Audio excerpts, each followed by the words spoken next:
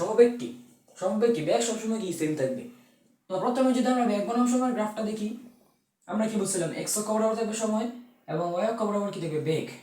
এখন বেগ তো সেম, ধরলাম আমরা সেই বেগের মানটা কত 20 metre per second, 20 metre per second ধরলাম, এটা হচ্ছে আমাদের কি 20।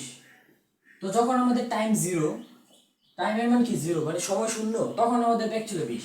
এখন যেহেতু সমবেগ তাই বেগ কিন্তু বাড়বে না, অর্থাৎ টি এর যে কোনো মানের জন্য কি বেগ 20, শেষ বেগ কি 20। তাহলে আমাদের বেগটা কি সেম থাকবে, তাহলে আমাদের গ্রাফটা কি হবে, এই জন্য একটা সরল রেখা হবে। কি এরকম একটা সরল রেখা হবে, এটাকে আমাদের বেগ বনাম সময়ের লেখচিত্র। ঠিক আছে।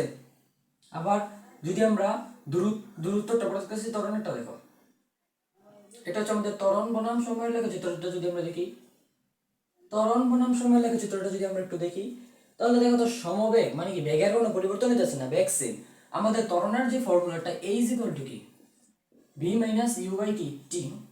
এখন দেখো তো b এর মান কিন্তু শুরুতেও 20 ছিল, শেষেও 20 ছিল, অর্থাৎ উপরে কি হয়ে গেছে, উপরে 20 - 20, নিচে হচ্ছে t, মানে কত অ্যান্সার 0 আসতেছে। মানে আমাদের কিন্তু ত্বরণ হবে না, সমবেগ থাকলে কি ত্বরণের মান 0। তাহলে আমাদের গ্রাফটা কি হবে, তাহলে আমাদের গ্রাফটা কোন দিকে যাবে, মানে কি আমাদের এই এক্স অক্ষ যেটা, এক্স অক্ষ যেটা, এই যে এক্স অক্ষ, এই এক্স অক্ষকে স্পর্শ করে যাবে আমাদের এই ত্বরণ সমীকরণ গ্রাফটা। ঠিক আছে, এক্স অক্ষকে স্পর্শ করে যাবে, বুঝছো?